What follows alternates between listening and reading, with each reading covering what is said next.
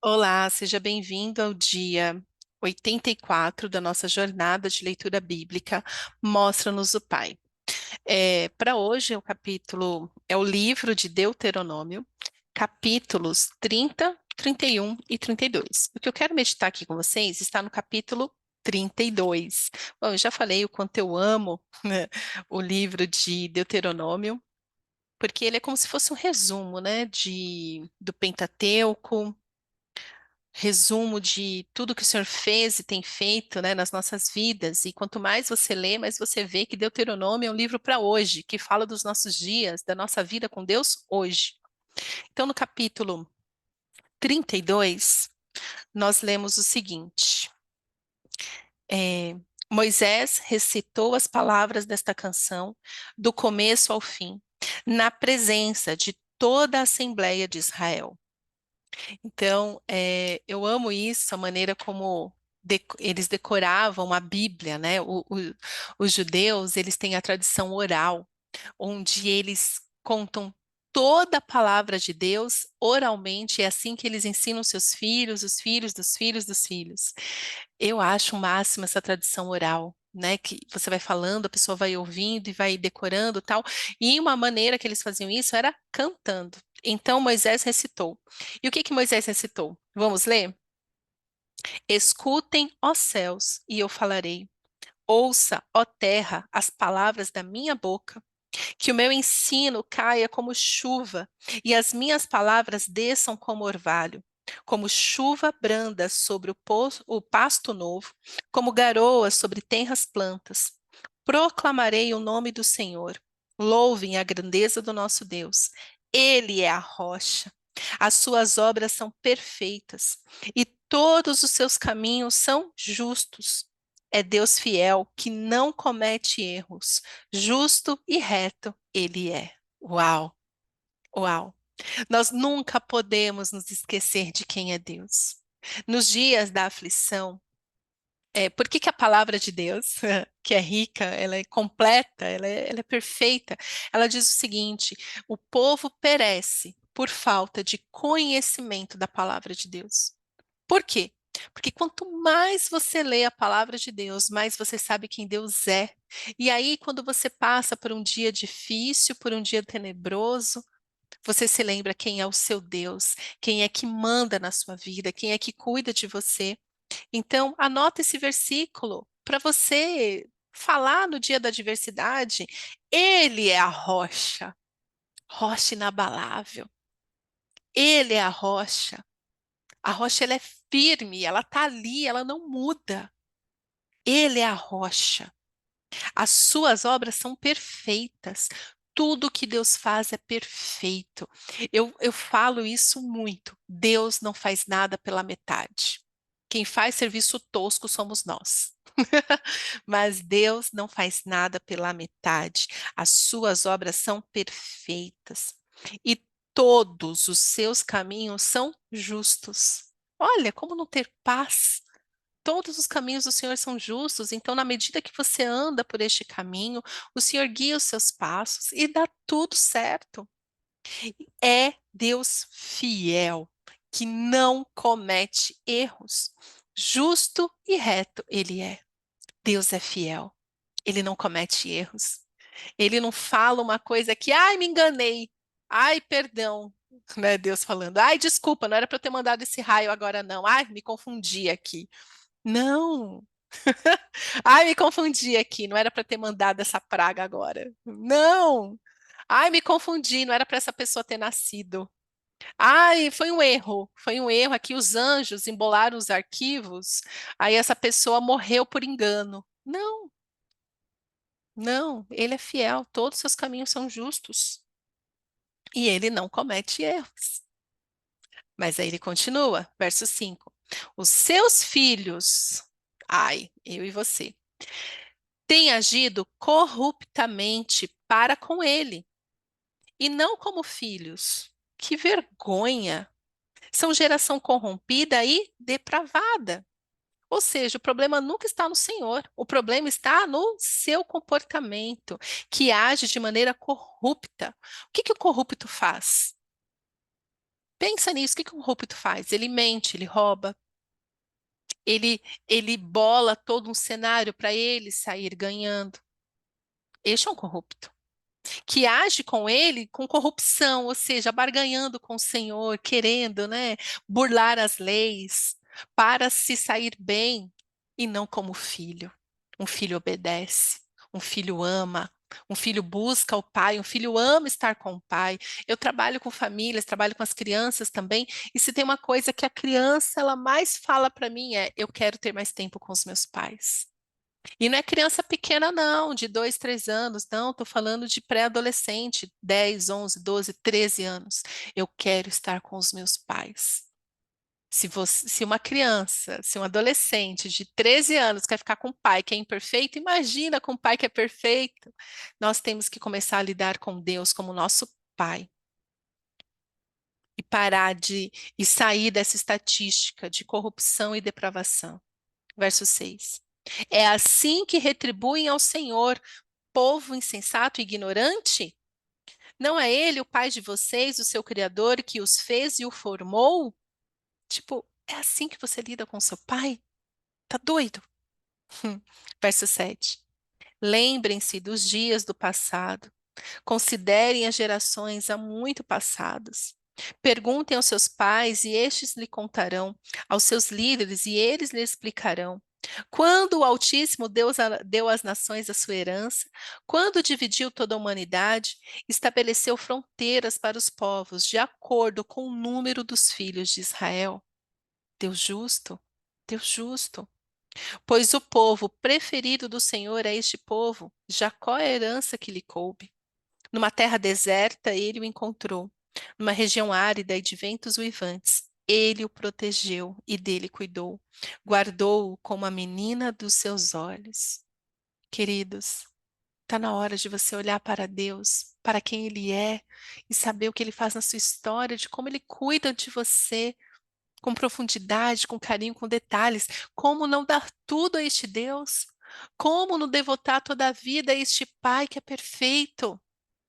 Para de agir segundo os instintos do seu coração, segundo o que você acha. Não, não, não.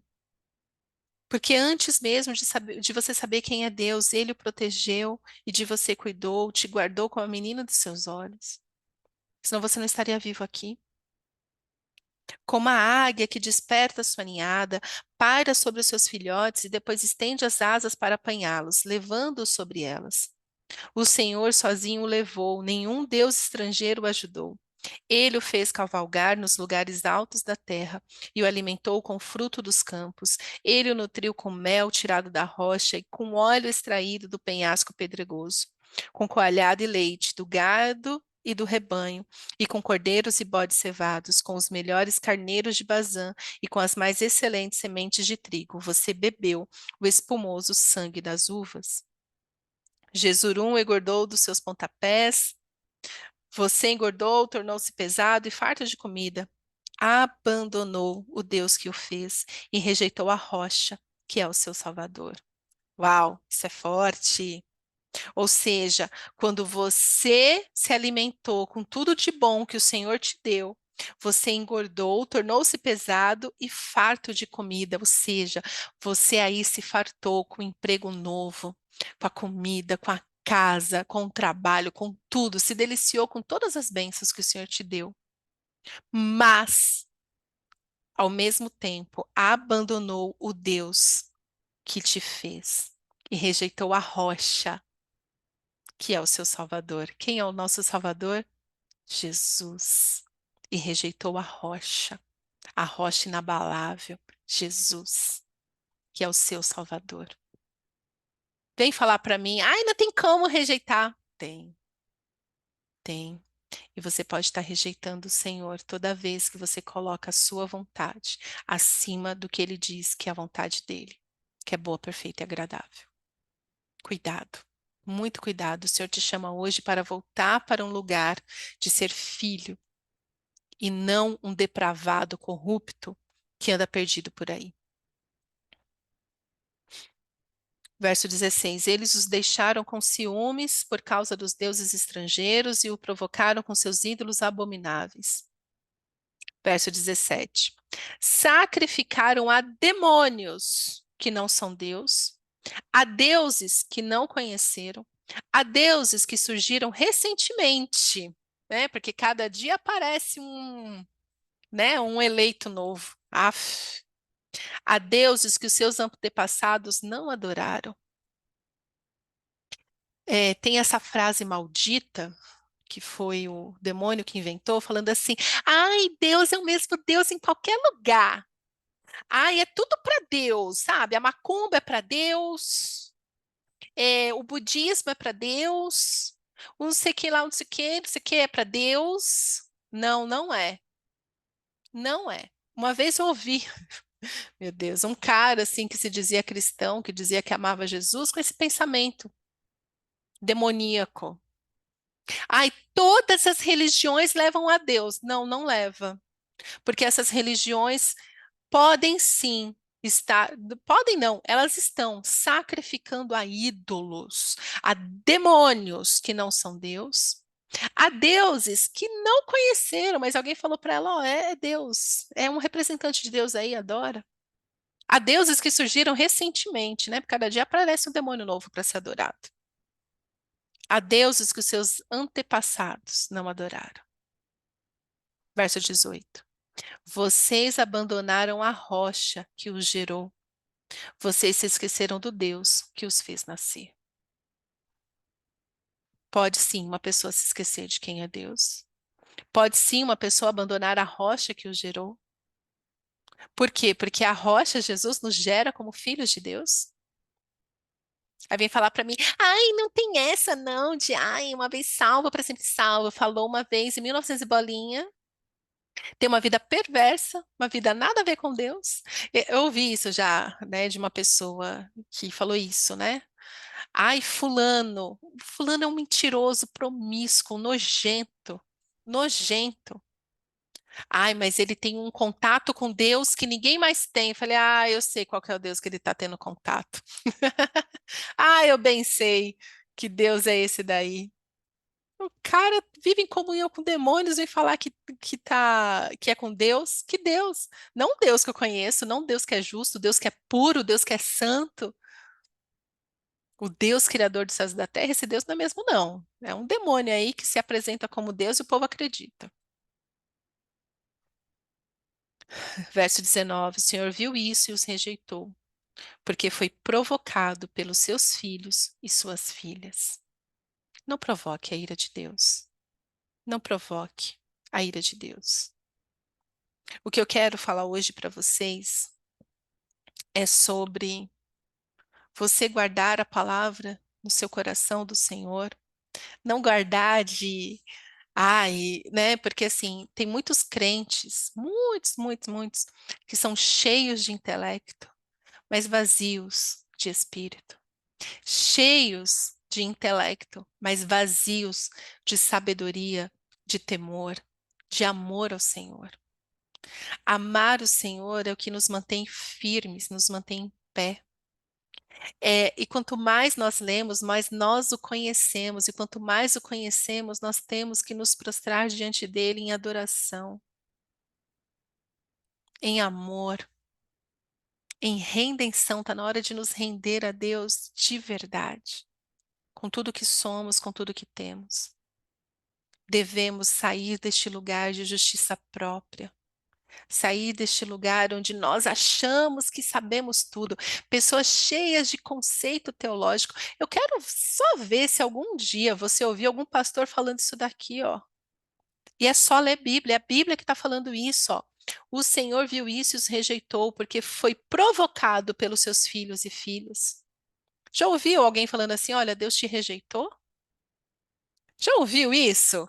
Ele não rejeita, ele é o bom pai. Não. Tá. Continua na sua vida perversa de pecado para ver se Deus vai querer. Por que que você acha que o filho pródigo, quando Jesus conta a parábola do filho pródigo, ele fala assim: Pai, me dá tudo. Eu quero a minha parte na herança, porque eu quero viver a vida como eu quero. Que o pai fez com ele? O pai o rejeitou de falar: vai, filho, pode ir. Faz se você quiser, toma aqui o seu dinheiro, ó. O pai ficou esperando o filho se arrepender? Sim, sim, porque aí termina lá com o filho arrependido voltando para casa. Por quê? Porque a Bíblia, de Gênesis e Apocalipse, você vai ver que um coração que se arrepende é um coração que o Senhor se compadece e concede graça e pega a pessoa, cura a pessoa e restaura a pessoa. Então, o arrependimento é o que mais deveria ser pregado nas igrejas e não está sendo. Mas sim, o Senhor rejeita. Fica na prática do pecado. Mas para que a rejeição saia de cima de você, é necessário ter o quê? Ter o verdadeiro arrependimento. É a palavra de Deus que está falando que essas pessoas que se afastam do Senhor sacrifica demônios que não são Deus, né? Então é tudo consequência, gente. Deus não vai acordar do nada, Deus não dorme. Mas Deus não vai um belo dia falar assim: "Ah, eu vou jogar uma praga na vida dessa pessoa". Se você não é Jó, que anda em santidade como Jó, fica tranquilo, que não vai ser isso não, tá?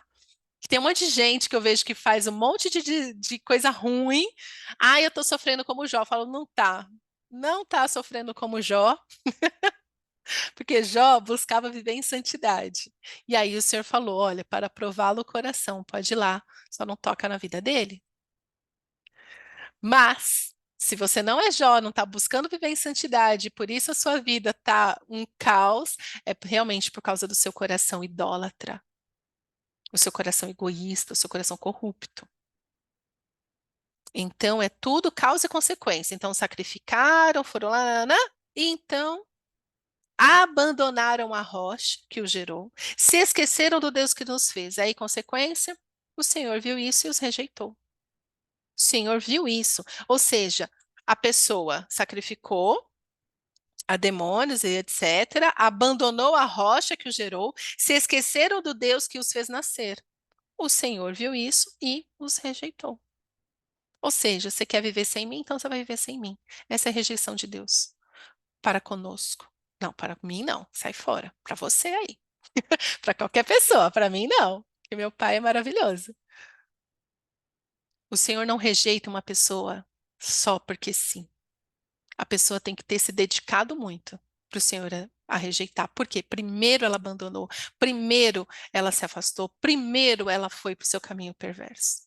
Aí o Senhor rejeita. Que esta palavra traga temor ao seu coração, que você se arrependa dos seus pecados e volte para este lugar de dependência do Senhor. Pai, eu oro, Senhor, pelos perdidos, Pai, pelas pessoas que confessam o seu nome, mas não sabem nada sobre o Senhor. Eu oro, Pai, por essas pessoas que são cheias de intelecto, mas vazias de espírito. Que essas pessoas, Senhor, se voltem para ti de todo o coração. Que essas pessoas, ó Pai, possam te buscar completamente, te amar profundamente e que elas se arrependam, ó Pai, verdadeiramente dos seus pecados. Se arrependam de tudo, ó Pai, e se voltem para ti com amor, com temor, com alegria. E que, mediante, Senhor, o arrependimento dos pecados delas, elas sejam purificadas e transformadas pelo sangue de Jesus. É isso que eu te peço, Pai. No nome santo de Jesus. Amém.